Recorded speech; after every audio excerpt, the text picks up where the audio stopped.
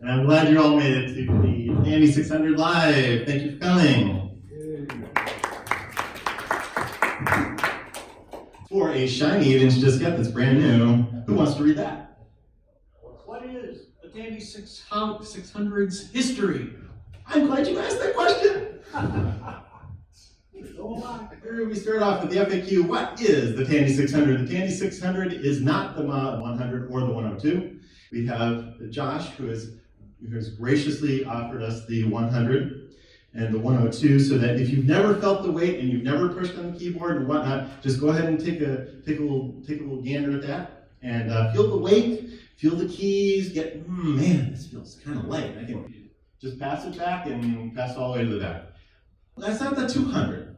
So notice it's a clamshell shape, right? Okay, it's got about the same keyboard and feel as the 102. So if you play with the 102, and it's got 24K, 24K, and 24K, which adds up to 72K with the memory if you expand out the memory, if you have that kind of cache. It'd probably be like Kyocera or somebody out there, or where's the mainboard, you remember?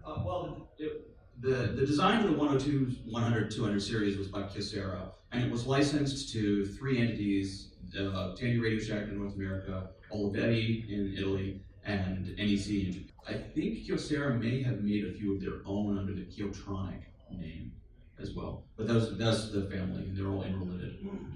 Did they run MS-DOS? Oh, no. Hell no.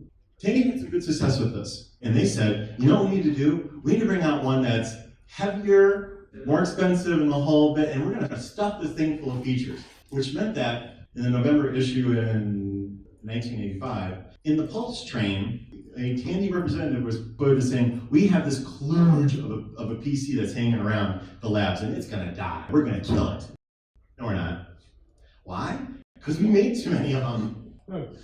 October 28, 1985, 3 days after my birthday, the Tandy 600 happened to reach the shores of the stores. Everybody got one. So about 4,000 of these head out to the stores, plus all the computer centers and things like that. Maybe the phone store got one. And they went for it with a great big advertising campaign. No, they didn't. This is one of the advertising campaigns they had. You could send a little card at the bottom and learn all about it. But that's a lie. The Tandy 600 was actually hanging around the labs before that. And I noticed. Can you see that? What's that? Same person, same outfit, same. What's going on here?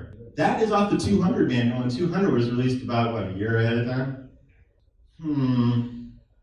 If you look really closely, there is no nameplate on the 600. Oh. So now we tell you a different rumor from Tandy.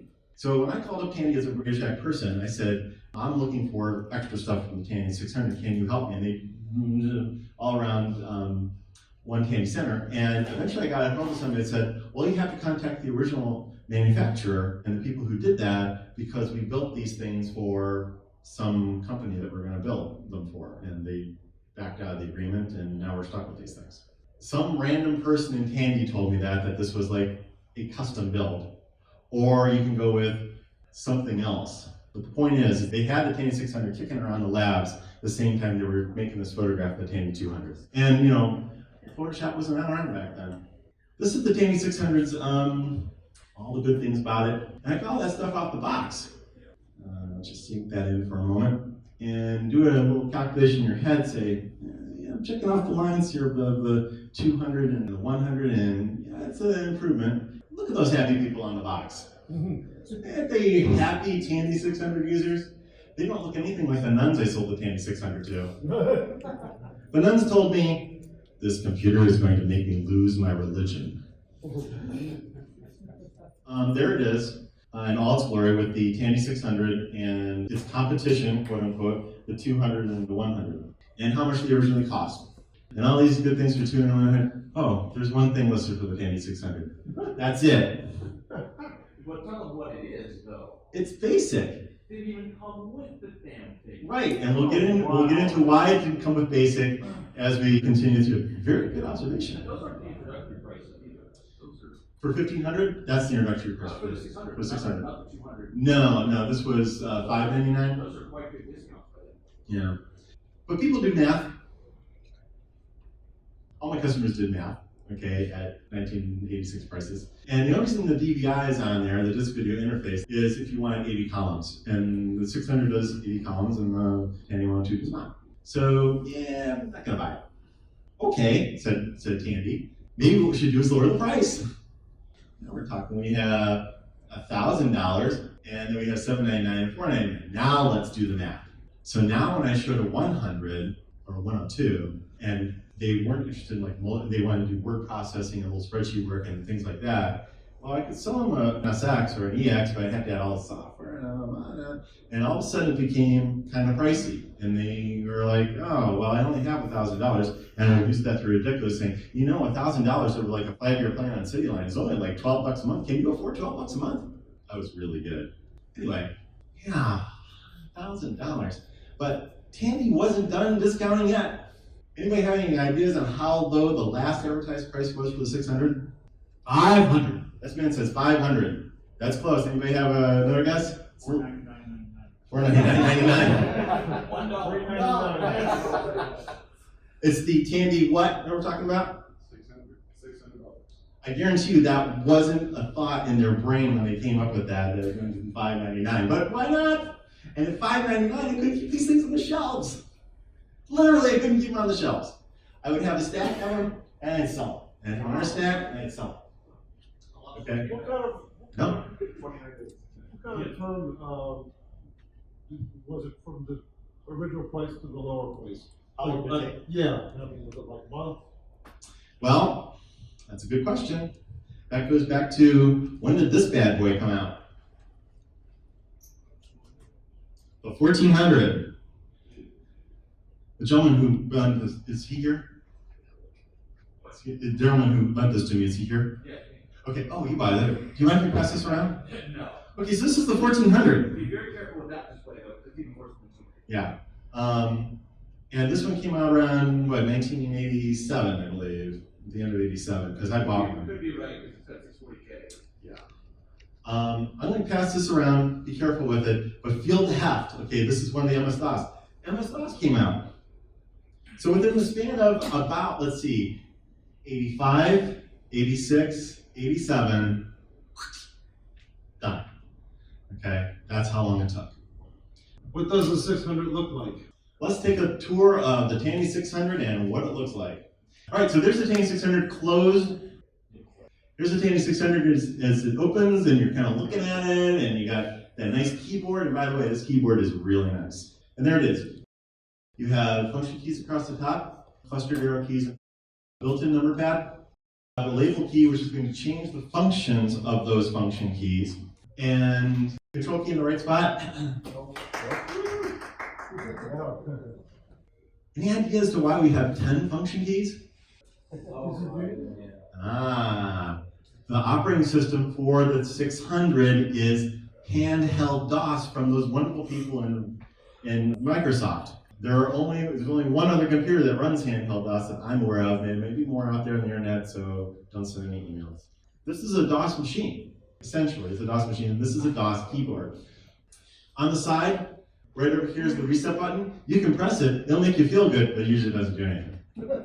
This is the display. If it's really dark, turn the knob. This is really about the only other thing that goes wrong on the Tandy 600 is the disk drive. You gotta get in there and fix it. It's a single-sided drive. It is not compatible with the 100 and 102 and 200 portable disk drives. Don't even try to put them back and forth. But it's a whole 360K and it's one-sided. Another great idea. On the back, there's 3 ports. That FDD doesn't stand for future disk drive, which Tandy said that they're never going to make. It stands for floppy disk drive. You can take a standard cable, plug it in there, and run it to a floppy, and it will work. One-sided. And it turns into B drive. Pretty cool. So that means you can take that disk, and if you do certain machinations and certain DOSes, you can read single-sided disks in MS-DOS. I know this because the Tandy 3000, we used it to transfer information from the 600 to the 3000 to the 4000, but you have to do like this command in MS-DOS to tell it that's single-sided and how big it is. Standard printer output for the model 100, 102, 200. Just use the printer. The RS-232C interface, standard. Go backwards. Oh, you mean the plug connector? You mean this guy? Yeah. Yeah. There's the power supply right there on the side. And then this DR, AACR, that's the direct connector or the acoustic coupler, and the phone connector, and the power supply. That's the other thing that goes around the Tandy 600. Be very careful about just, oh, I bought this thing off eBay, I'm just going to try it out. Test it first. Make sure that you have the right voltage. On the bottom, you will find this is the label. Over here, this is the serial number. There is some question, and I've been doing research since 2008, on how many Tandy 600s are out there. I record every single serial number I find on eBay for a 600. I've never found one that's like one right after the other. But knowing that Tandy probably did one right after the other, these are probably in sequential order. We ran 3 runs of it. The only difference that I know is that the early models, I had a 600 user that said to me, the early model of the 600 had some funky bugs in the ROM. He and I exchanged emails a few times. What he did on his didn't work on mine didn't work on his. And I said, can I buy it? And he said, no. So if you have a really early Tandy 600 with a low serial number, like hundreds, the Tandy 600 FAQ could use that. And memory power switch, pretty standard, keeps the memory in the 600. If you take the cover off the bottom, you'll see on the lower part of that, there's a bunch of round chips. There they are. Do not remove the one that's not in the Molex carrier. Bad things happen. You can only remove this guy, this Molex carrier here. That is where multiplan sits. And you take multiplan out, and you can put in basic. If you happen to wind up with a Tandy 600 off of eBay and it says this, you got one from Tandy. Here's the Tandy 600 basic. It's called handheld basic because it's handheld DOS. The only way that you can have basic and multiplan in the computer at the same time is if you have the memory expansion, because that's 32K and it takes up the space of 32K-ish, and then multiplan takes up the same amount of space. So if you have the memory expansion, you can have both of them running at the same time. You copy one into RAM. Multiply with their spreadsheet. Multiplan with the spreadsheet, correct. So let's go inside the Tandy 600. Ooh, it's ugly inside. Scary, scary. This is the motherboard for the Tandy 600. There's the processor. These boards in here, this is the memory board that comes with it and expansion memory. This is what it looks like without the boards in them, and these are keyed. You can't put them in the wrong way. This is where the battery connects in. This is important. You should take a look at this. Why? Anybody see on there why? Whatever cable that is. Kind of close to a cable, yeah, and a fuse, right. There's a fuse down here. So if you're wondering why your Tandy doesn't work, check the fuse. It's inside. Here is the memory board that's in the 600, along with a couple of other chips that I don't know what to do. It also drives this guy on the side. This is what's driving the video display. There is no video out on the Tandy 600. No way, no out. Here is an actual Tandy 600 from Tandy RAM module. A whole 96K. $399. That's how much it is. Yeah, it's an Apple price, right? We'll fix that in a little bit. How old was the processor? 8088? Right here, 8088. And this guy. Oh. Whoa! Take this out of the 600 as soon as you get it. Or the 100 or the 200. So here's the top with the battery removed. On the top, on the inside right here, is the date of the mold that you can tell. This is the battery compartment. This is difficult to take apart, but not impossible. There's a lot of screws, a lot of metal, and there's the battery. You can actually buy new batteries, but it doesn't need it, so just leave it out. And the tour is now over. I got my Tandy 600. Now what? Yeah. Yeah, I get this question a lot. Okay, so thank you for buying a Tandy 600. Appreciate that. And the first thing you need to do is check the power supply. Make sure it's the right voltage. If it's not, you're going to be in a world of hurt. Next thing to do, turn the battery off. Next thing to do, make sure you have all your chips. Things on eBay, if you're asking them, have them take a picture of this and make sure that they haven't removed any of those round chips and that the multiplan chip is there. If it's a T600 chip, even better. It's T600 Basic, you should buy it. So those four other ones are doubles. No, those 4 other ones, they have other Microsoft Works things in it. Take the battery out, because it does this. Ooh. And take that other battery out too, because it does this.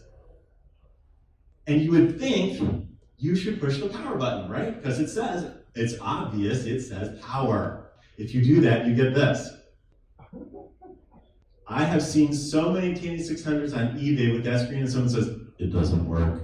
They don't know the secret code. A cold boot for a 600, this is how you do it. Plug it in, turn it on, look at your keyboard, push in sequence. Delete, Alt, Label, and Power in that order. Oh my God. Then, take your finger off the power button. The screen's gonna go dark. Take your fingers off the rest of them, and you will get this. I am not kidding. This is the only way to boot a 600. A cold boot for a 600, this is how you do it. Any other way, doesn't work. You push the reset button all you like, it doesn't work. Push the power button all you like, it doesn't work. Take the power card out, it doesn't work. Well, I was just, why is it that way? Because, I don't know, masochism. That's what the magic. I'll tell you, the other handheld DOS PC does not do that. It doesn't. You push the power button, it works. It even counts the memory. When you were selling these, you had to tell everyone that? Yes. Alright. And they didn't ask, like, no one knew why. I didn't ask Tandy, I didn't ask Tandy. I was just a salesperson, so they were gonna listen to me. Well, alright, so that's just the cold boot sequence. You don't have to do that every time you power the thing on. Yeah. This is the same to the 100, 200. When you just press reset, all it does is reset the CPU, so it jumps back to the memory. The problem is when you first turn it on, your memory's full of garbage. So you have to do this cold boot that actually zeroes out enough of the memory to be able to actually jump to the right place and boot. So that's the cold boot sequence. Normal circumstances, you probably don't have to do that. If you got it straight from the dealer and the memory is good because the battery's good and it's been burned in, you probably doesn't have to mess with this. That's the wipe out everything in RAM and start over. And the 100, 200 has that too. That's correct. So once you do this, and you can turn the power button on and off. But unfortunately, I'm telling you all remove your batteries because they're bad. You'll probably have to do this every single time. Okay? Yeah. So let me get into the display here. On the left-hand side of this way, there's Word, Calendar, File, Telecom, and Plan. The first 4 up here are what's on that set of 4 chips that you should never remove that also contains handheld DOS. Don't take those out. Okay? It doesn't work without. And the last one is Plan. That's the spreadsheet. And if you take Plan out, put Basic in, you get Basic rather than Plan. If you copy Basic or Plan into memory, it will show up over here as an executable. On the other side, over here, this whole blank side, Word will say all of its files are going across. Calendar will do all of its files going across. File, Telecom, and Plan. You'll see how that works in just a few moments. Down at the bottom here, if you've ever used Microsoft Works, that's what it is, you see all these commands at the bottom, copy, delete, whatever. These are file commands. And the way to get those is escape and tab through them. But the first thing you should do is check that and see how much memory you have. If you have a lot of memory, congratulations. And you'll notice that the date there, what do you think? Is the Tandy 600 Y2K compatible? How many agree? How many think it's not compatible? Let's find out. It is. Wow. Somebody snuck that into Microsoft in 1985. How about that? What we're going to do is we're going to go ahead and run Word, and here's Word. It works just like Word in Works does. At the bottom here, when you push the label key, it's going to give you a list of different types of options like search, replace, copy, select, all those types of things. If you press Control with label, you get a different set. If you press Alt with label, you get a different set. Or Shift with label, you get a different set. There's 3 different types of sets. To get out of this application, there is no quit. You have to press Control F9. That goes to the previous application. So if you're working in Word and you want to go back to multiplan, press F9. Back and forth and back and forth and back and forth. It is not multitasking, it just puts one thing on hold. If you want to quit and go back to the main menu, you press Control and F10. You can go to Calendar. It's a simple calendar application, kind of like the Tandy 200. If you go to ORM, it's a little database application with a search, find, replace, bigger than, greater than, less than kind of thing. If you go to Telecom, you get a telecommunication screen that you can use to connect to other PCs through the RS-232 port, or you can connect with your modem that's built in the Tandy 600, which is a 300 baud modem. So I hope you have a lot of time left on your lives to get all that transferred over. You can run scripts. You can automatically record what you're doing in a session. Then of course multi-plan, which is just a generic spreadsheet from Microsoft. Pretty powerful though. It takes up like a third of the book. And when you go back out, notice on the side here, on the right-hand side, you see it's left these little trails behind of the files that I've been working on. It treats memory like it's a disk, however much you have for storage, just like in the 100, 200. There's a little bit of operating stuff that goes on in there, but it's really just about holding files. You swap files out from your disk to the memory and back and forth and back and forth. That's how that works. And you can always read the manual. Okay, so you probably have some Tandy 600 questions because this is the FAQ section of the program. This was literally the question I was about to ask. Is the 600 compatible with the 100, 102, 200? I get this question all the time. The short answer is no. So my sub-question is, why the hell not? Why the heck not? I have no idea.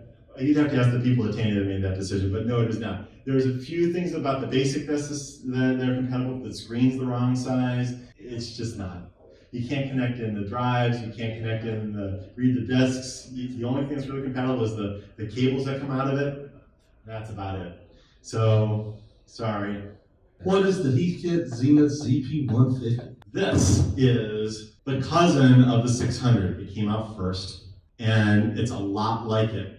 This ran on handheld DOS as well, and on the top, it ran on batteries. Those little cartridges on the side there, those are your ROM cartridges. Came with a speaker like the Tandy 600. On the side, there's a little power key, and when you turn on the power on the Zenith, it turns itself on. It counts memory and says, oh, congratulations. You can go up to 400K-ish, much greater than the Tandy 600. On the back, it has a lot of the same ports. There's the printer, there's the correct RS-232, and there's the power and something else. I think this is the modem in here. This is where you put in your acoustic coupler, and this is where you put in your handset. So you can plug the cable in, and you have a handset off the side if you wanted to. On the bottom, no way to get into the bottom. The only way to expand the memory is to take it apart. And this is actually the screen. It is terrible, okay? The Tandy 600 has a better screen, has a better font, and things like that. But you'll notice that down in here, if you can barely read it, those people in the cheap seats are not going to be able to see it, but it says Microsoft Works version 1.10. Tandy's is 1.20. So this is actually predates it by a little bit. It works exactly the same as far as the interface goes, but there are a few things about the programs that are different. If you need to know more information about this and a good comparison between the 600 and the 150, this is where you need to go. This guy's done a complete tear down and look at that. What did Radio Shack make for the 600? Not much. Nothing. This is the official catalog list. The computer, the ROM, the carrying case, the board, and the legs. So it's really easy to collect the whole thing. These are the cases. One is the blue one, and this is definitely for the Tandy 600. Okay? And this one's for the 1400. It's about the same. They both work. Now, of course, they made a service manual for it because what Tandy computer at the time didn't have a service manual, right? And it's hefty, and it's rare because they have a lot of them. They made a programmer's reference guide for the Tandy 600. Rare still. But it tells you how it all works. If you ever want to program in it, that's great. But one thing it doesn't have is the disks and the operating system that you had to send away to Tandy to get. Those are lost to history. If anybody can find them, you make our lives better, because it's really hard to recreate the programming environment for the Tandy 600. I don't know anybody who's ever done it. I know people have tried, but nobody's actually done it. You can't do assembly language programming on it without the disks you're talking about? As far as I know, you have to set up a handheld DOS environment to make it happen, and it hasn't happened. Some people have tried, but no one's ever come back to me and said yes, that they've taken up the challenge, but haven't been able to do it. Last thing is the diagnostic manual, and again, a book, no disk. Where is the disk? Is it out there? Send in the disk. There are a few other things that were made. Club 600, all lost to history. There are no Club 600 programs that I've ever been able to find. I know they're around. If you're out there, Club 600, contact me. Let's get that stuff online. There are two people, one with Purple Computing, and I can't remember the other one, that made RAM modules for the Model 600, and that's it. So super easy to collect, kind of rare. Why was the T600 discontinued? Because Tandy's not in the fanboy club, they're in the Making the Money club. And all these other things. So this isn't my list. This is a list that I combed from other resources that said these are the things that are wrong with the 600. I can tell you that for a certain certain people or niche product people, this was a good solution for them. You just want to do some word processing and some spreadsheet and you want to connect to BBS and things like that, no problem, we can make this happen for you. But other people, I mean, 32K to store a long Word file, too short. Why is the serial port so slow? I got this from a company that they wanted to take all these technical information off the 600 and they were trying to transfer it by the serial port. The answer is, it's a bug. Race hopper reference. So 600 baud, that's it. It doesn't go any faster. That's why you should use the disk drive and try and get an MS-DOS thing that, yes, 600 baud. It's crazy. It's crazy. Where can I get 96K RAM card? Well, the first thing I have to ask you is, do you lead a charmed existence? Definitely not. No, neither do I. The best way to get them is through eBay and hope that you get that person to cold boot the 600 and send you this picture where it says the memory size. Then you know that there's memory cards inside of it because they're not going to open it up. The other way is to go here. What someone has done is that they have cloned the Tandy 600 memory card. All you have to do is search for Tandy 600 memory in Google and you'll get this. They will print this card for you. There's a list of the parts, so you can build your own. Where can I get software? Not for me, but you can go here. All right, so here we are on the site. If you click on File Downloads, you will get this, which is all this cool stuff about the 100 and the Kyocera laptops and on and on. If you drill into the Model 100 SIG library on CompuServe that somebody saved, and thank goodness that they did, you will get this list. And you see the Tandy 600 right here. This is all the software that is available in the 600 period at this time. And on that list, you're going to find PDFs, old messages, and things like that. So if you want to go there, that's where you have to get it. If you go there and start downloading software, you should go get yourself or make yourself a 96K memory card because some of the stuff doesn't fit. What if I have more T600 questions? Excellent. Thank you. Now's the time to ask. Because if there's anybody who knows the answer, it's probably me. So ask away. What made you so that you like the T600? What got you into that machine particularly? Well, the T600 and I needed to do actual stuff in word processing. I was big into taking notes and writing and things like that. And the T600 had this. It's an 80-column screen by 16. It was faster than the 100 that I had. It had more disk space. I worked at Radio Shack, so when I bought the memory module, I got it at the employee discount and so forth. So it had everything I needed. It just checked all those boxes for me. And I used it for, I don't know, until I bought the 1400 on sale. I used it for a long time. And then I kept kind of using it. And then I wrote these letters and these stories and things like that. And back in 2003, I think, I wanted to get all that stuff back. So I looked up the original FAQ, which didn't have exactly what I needed. So I decided that I would rewrite that FAQ. And so anybody else that had some problems with getting their information off the Tandy 600 would be able to do it. So that's how I got involved in the FAQ. And the FAQ has actually gone through 3 revisions. I'm the 3rd author, and I'm pleased to be standing on the shoulders of giants out there. If you're out there, I really appreciate what you did. And I really enjoyed it. Thank you. Any other questions? Have you ever seen a 600 emulator for Windows or? So the question is there an emulator for 600? The short answer is no. The long answer is if you rebuild the environment on a period position machine, you should be able to boot up the 600 BIOS and have an emulator. Good question. Can you elaborate more on the fact you never needed to save? That it was always on the hard drive, the stuff you're working on? So as long as that file is in memory and the memory is is good, and you have the memory power switch on, that file will stay in memory for as long as you have power to memory. That's what it is, but it's volatile. You turn the memory off switch on the bottom of the machine and poof, your files are gone. Also, you'll have to restart the machine from cold. Good question. Any others? So how much should I expect to pay for one of these things when I'm trying to acquire them on the market? Okay, Tandy 600s are roughly around $100 to $150, roughly. Okay. I never see them that cheap. You never see them? I never see them that cheap. That's what I would expect to pay for one. Okay. Usually they say that they're broken because of the screen full of garbage and people don't know what's going on.